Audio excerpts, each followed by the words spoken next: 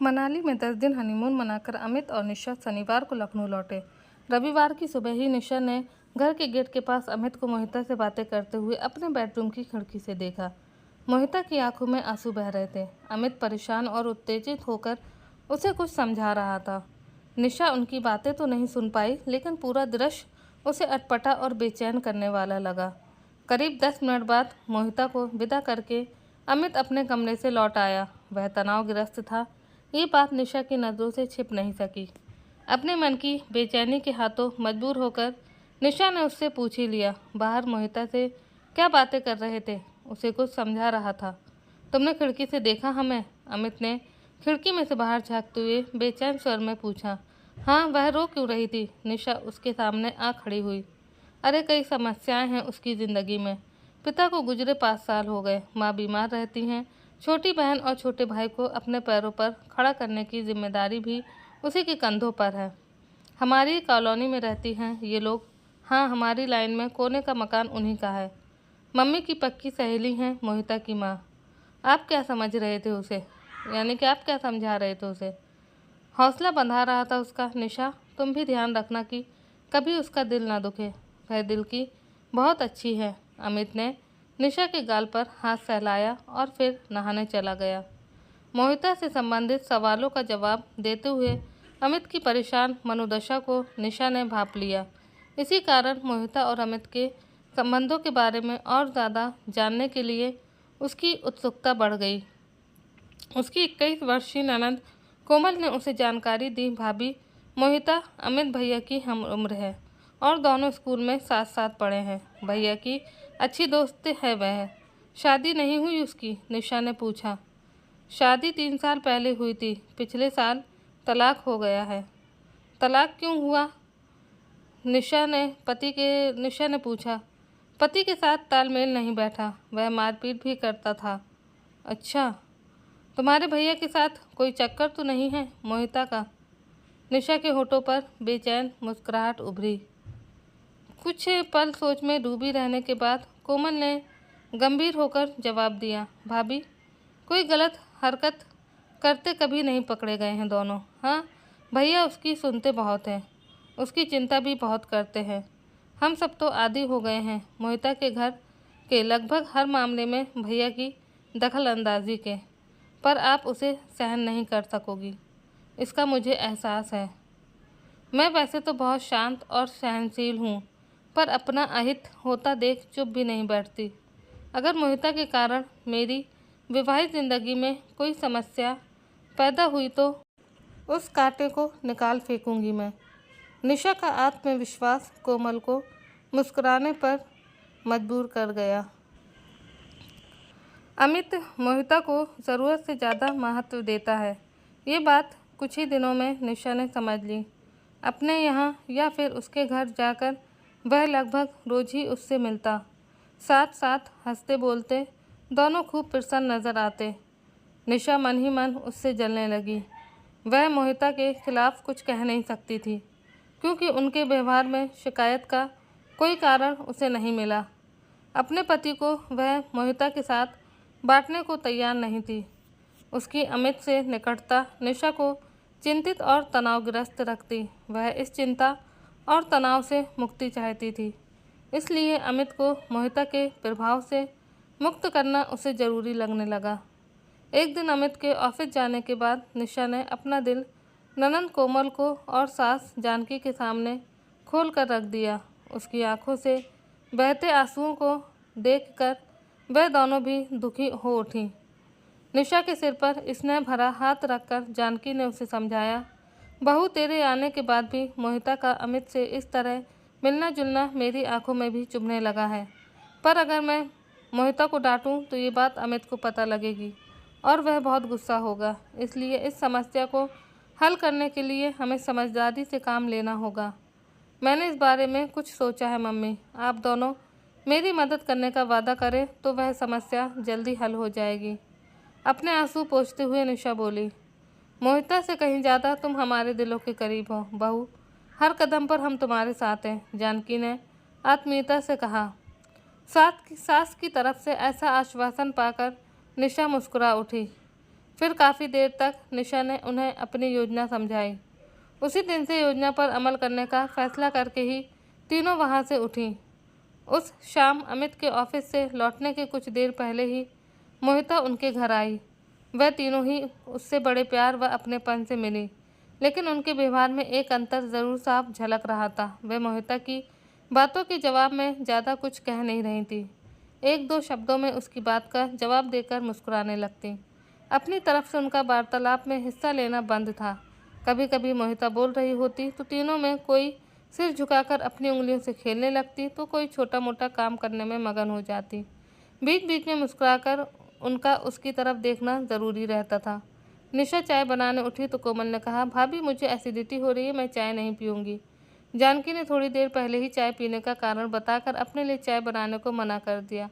निशा कुछ देर बाद लौटी तो ट्रे में एक ही कप रखा था। तुमने अपने लिए चाय क्यों नहीं बनाई? मोहिता ने शिकायत की।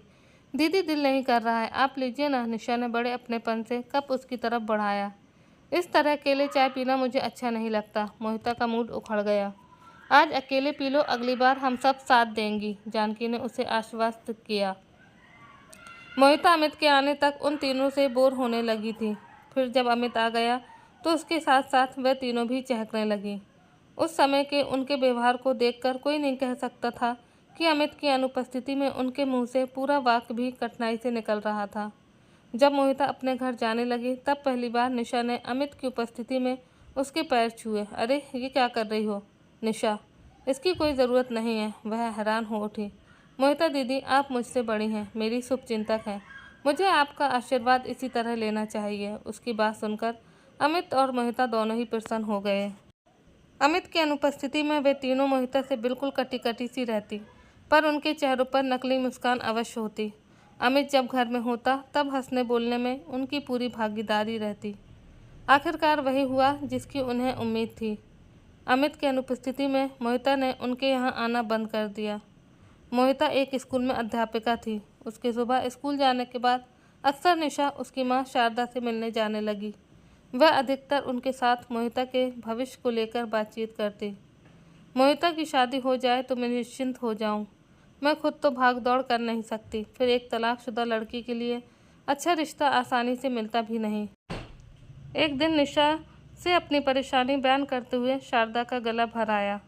अपने सब रिश्तेदारों के पास मुझसे चिट्ठियाँ लिखवा कर भेजिए, कहीं से अच्छा रिश्ता आता है तो अमित के साथ आप लड़का देखने चली जाना। इस शुभ काम में हम सब आपके साथ हैं मौसी जी। इस प्रकार का हौसला दिलाने वाली बातें कहकर निशा ने शारदा का दिल जीत लिया। निशा की सलाह पर शारदा ने अपनी बेटी को चिट्ठियां भेजने वाली बात नहीं बताई। सप्ताह भर के अंदर निशा ने 20 चिट्ठियां शारदा की तरफ से लिखकर उनके रिश्तेदारों को भेज दी।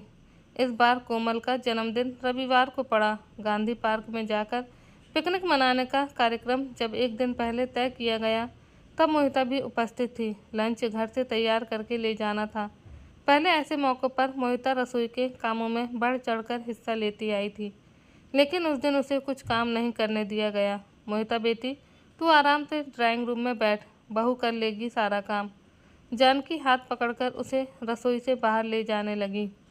दीदी, आपके हाथों के बने आलू गोभी के पराठे खूब खाए हैं हमने, बहुत ही मज़े के बनाते हैं। अब सिर्फ निशा भाभी के हाथों के बने पराठों का स्वाद चखेंगे हम तो। कोमल की आवाज़ में जिद के भाव उभरे। दीदी, एक तो जिसका जन्मदिन है हमें उसकी इच्छा माननी ही पड़ेगी, दूसरे आप हमारी मेहमान हैं, आपको रसोई के कामों में लगाना गलत होगा। निशा ने बड़े आदर से अपनी बात कही। ये तो तुम गलत कह रही हो निशा। मोहिता नाराज़ सी नज़र आई। फिर उसने घूमकर जानकी से बड़े अपनेपन से पूछा, मौसी जी, मैं आपके घर में मेहमान हूँ या ये घर मेरा भी है? घर तो तेरा वह होगा बेटी जहाँ तेरी शादी होगी। हम तो चाहते हैं वह दिन जल्दी आए जब तेरी गृहस्थी फिर से बसे। मेरे और मोहिता के लिए चाय भिजवा दे बहू। निशा को आदेश देकर जानकी मोहिता के साथ रसोई से बाहर निकल गई। किसी के प्रभुत्व को कम करने का एक तरीका ये भी है कि उसे कोई जिम्मेदारी ही न सौंपी जाए। उस दिन मोहिता ने अपने को बड़ा अलग थलग सा महसूस किया। वह किसी पर नाराज़गी भी नहीं जता सकी क्योंकि सतही तौर पर सबका व्यवहार उसके साथ बिल्कुल ठीक था, लेकिन अपने को बेचैन और बुझा बुझा सा महसूस करती रही वह। अमित से हंसना बोलना भी उसका मूड सुधार नहीं सका। पार्क पहुंचने के बाद भी स्थिति नहीं बदली। मोहिता ने उन तीनों के साथ हंसने बोलने की कोशिश की, लेकिन बदले में उनकी बेजान सी मुस्कुराहटों के अलावा उसके हिस्से में कुछ नहीं आया। कोमल ने निशा के साथ कुछ देर बैडमिंटन खेला। जब मोहिता ने कोमल के साथ खेलने की इच्छा प्रकट की तो उसने टका सा जवाब दिया, मैं थक गई हूँ दीदी, आप भाभी के साथ खेलो। मुझे तो बड़ी ज़ोर की भूख लगी है, अब खेलना कूदना पेट पूजा के बाद होगा।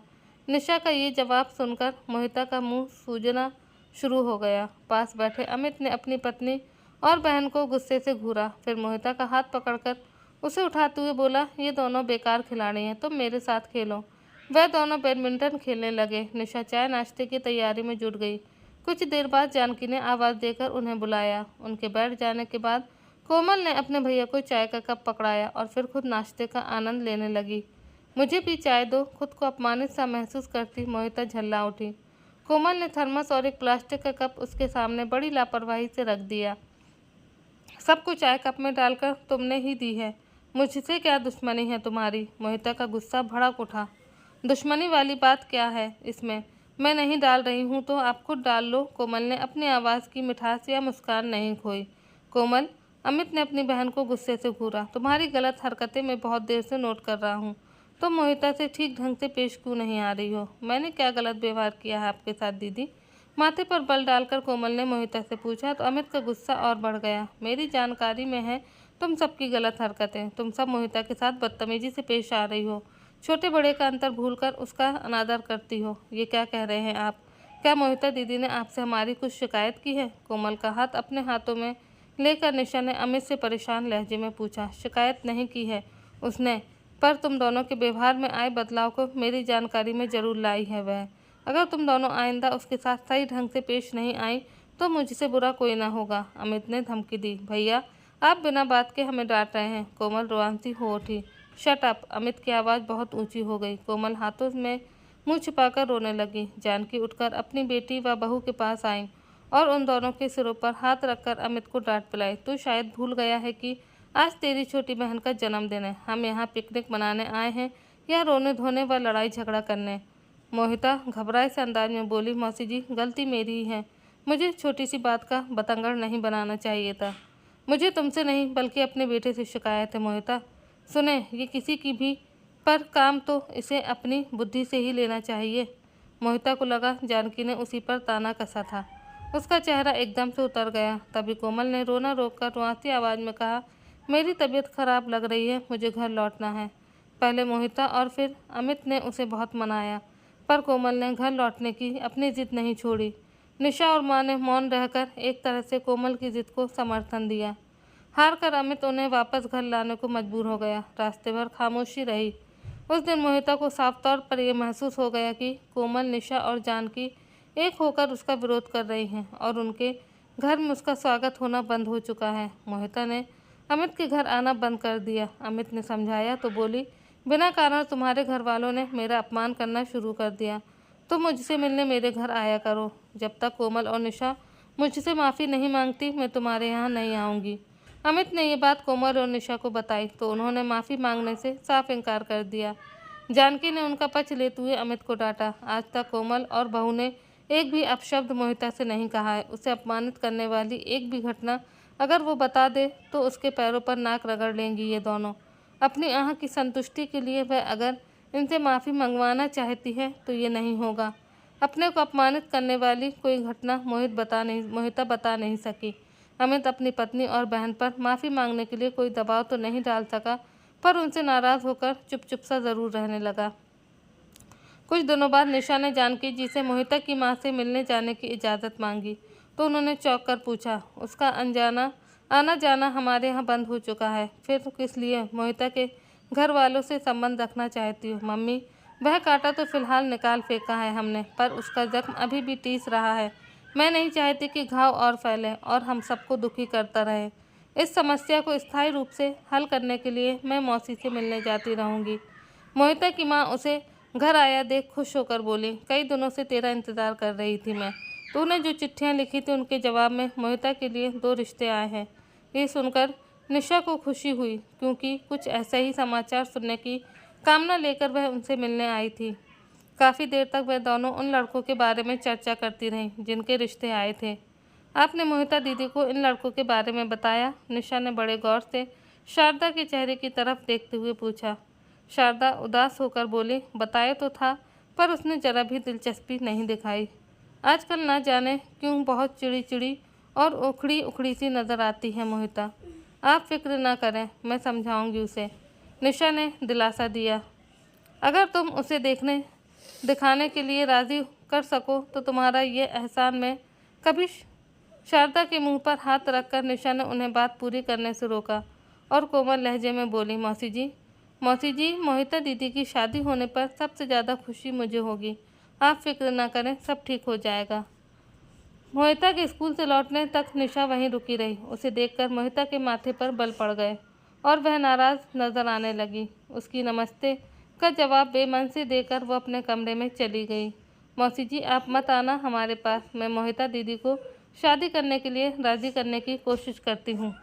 शारदा को ऐसा समझाकर निशा मोहिता के कमरे में चली गई। मुझे आपसे कुछ ज़रूरी बातें करनी है। मोहिता के पास बैठकर निशा बड़े अपनेपन से मुस्कुराई। कहो, क्या कहना है? मोहिता ने रुखाई से पूछा। पहले तो अगर मेरे व्यवहार में कभी आपका दिल दुखा हो तो मैं आपसे माफ़ी मांगती हूँ। ये तरीका बढ़िया है, पहले घर आए इंसान की बेइज्जती करो और बाद में आराम से माफ़ी मांग लो। मोहिता ने ताना कसा। मोहिता दीदी, आप इस तरह नाराज़ ना हो, मैं सचमुच आपका बहुत आदर करती हूँ और आपकी शुभचिंतक भी हूँ। आज आपको एक गोपनीय बात बताने आई हूँ मैं।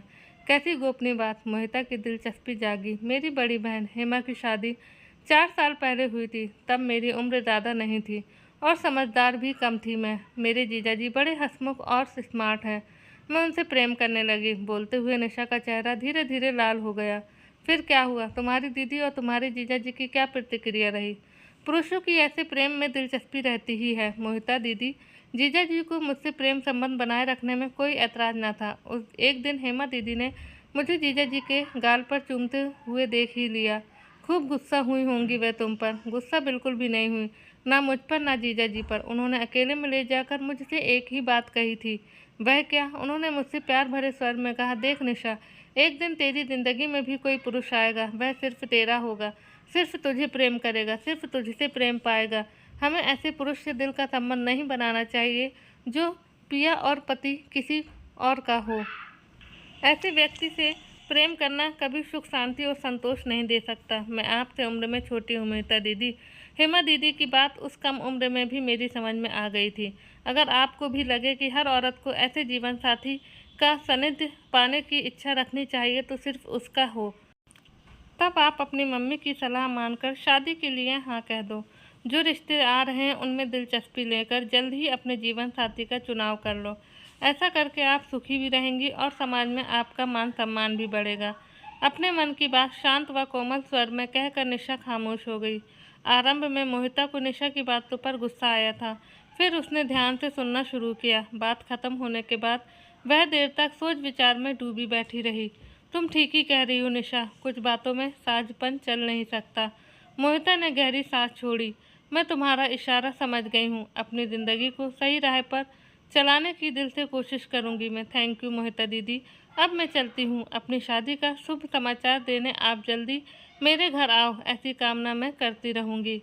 उससे विदा लेते हुए निशा का मन कह रहा था कि उसकी विवाहिता ज़िंदगी का कांटा अब सदा के लिए जल्द ही दूर हो जाएगा। तो बस आज की कहानी में इतना ही। धन्यवाद। मिलते हैं आपसे एक और नई कहानी में। जब तक के लिए टाटा बाय बाय।